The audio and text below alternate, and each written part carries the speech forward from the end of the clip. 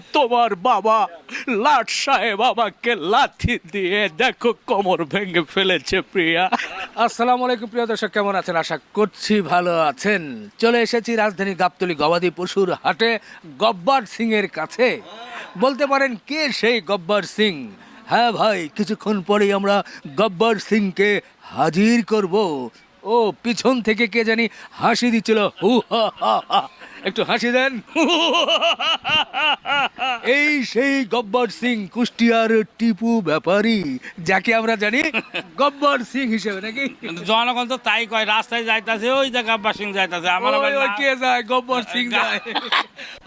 মানে উনি মেকানিক্সের কাজ করতেছে, হ্যাঁ। ব্যাংকে টাকা লাগাতে গেছি হ্যাঁ।